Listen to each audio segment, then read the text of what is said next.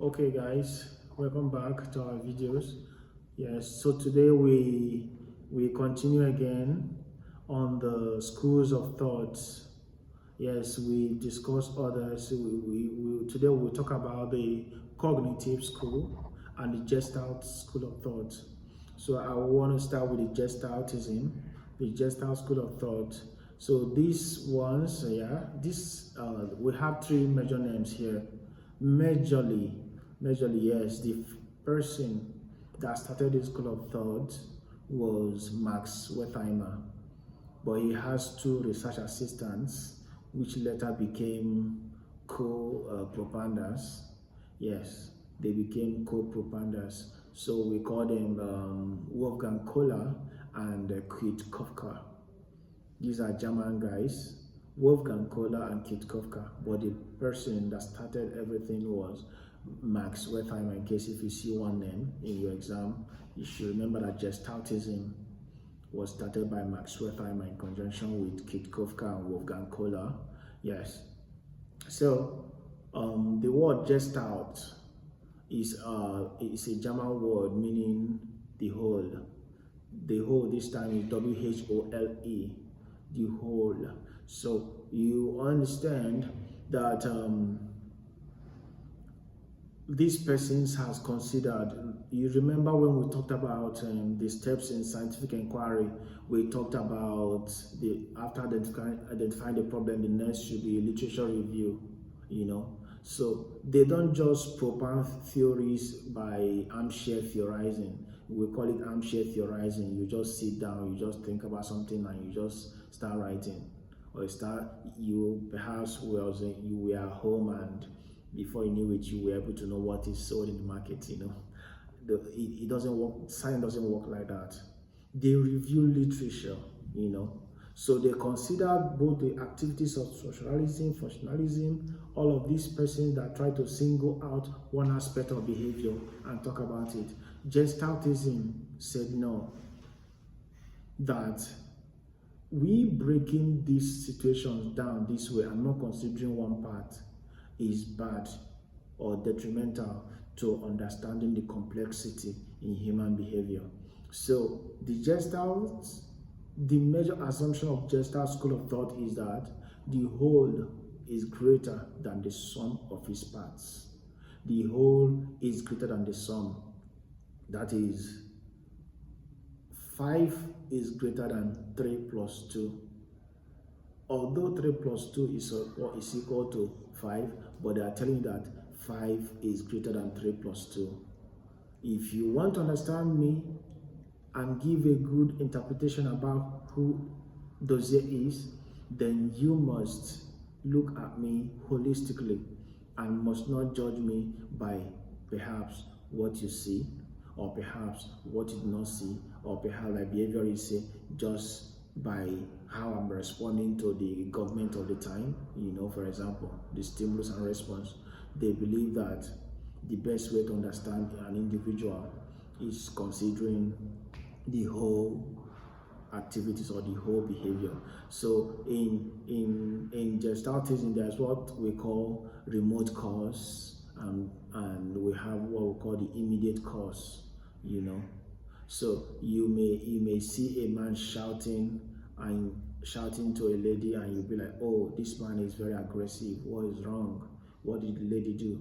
Oh, okay, because he said he ordered for a biscuit and he was giving bread. But why is that? That is too bad. Why is it this aggressive? Why is he insulting the woman? For you to understand and make a good evaluation about this man's personality, you may want to understand other things that happened that day. Perhaps he just lost his job. Perhaps he just missed an interview. The interview or losing a job could serve as the remote cause. And then the immediate cause, perhaps the woman delayed him, and after the whole delay, you are bringing something contrary to what he ordered. So, to give a good explanation or interpretation of the man's personality or behavior, the Gestalts believe that look at it holistically.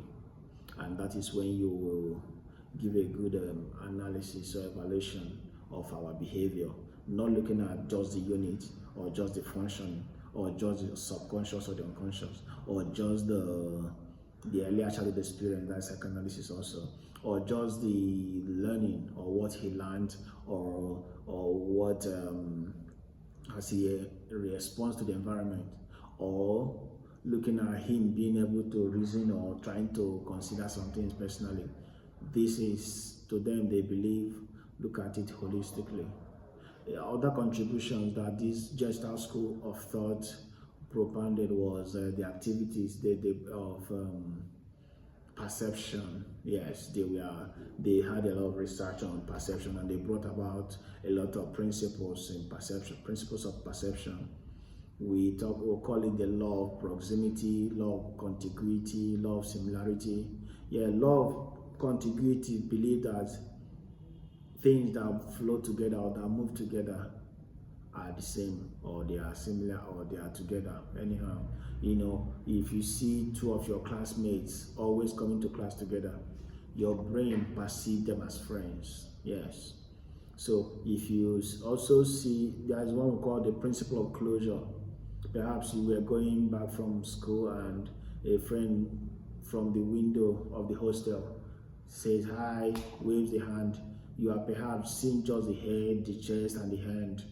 Your brain has this ability to perceive that person as a whole person, not as a person that does not have leg or waist, not because you're not saying it, but your brain has that ability. Sometimes you discuss with a friend and he doesn't just want to say something. A lecturer could be teaching and your brain has this ability to fix in something the lecturer is not saying, or to cohere it with other things you have read before, and you are fixing in the puzzle. That is the principle of closure, And we have principle of proximity. Things that are together are same. And then we have principle of or law of similarity. This particular one, for example, Man U fans or Man U players, Chelsea players, once they're on the same clothes, we know they are the same team. Once they are on the same uniform, So that is some of the principles we discuss in perception. Yes, their work is majorly and very influential on perception, even on color perception. But for this course, yes, Sci 101, this is the little things we need to know concerning this school of thought, Gestaltism. The whole is greater than the sum of its parts. Yeah, and the next school of thought is cognitive school. Yes, the cognitive school. Yes, there is no major name here. Yes, but we always want to look at one linguist, a linguistic psychologist. Let's call him a linguist. Yes. So his name is Noam Chomsky. Noam Chomsky is one of the earlier names mentioned in this school of thought.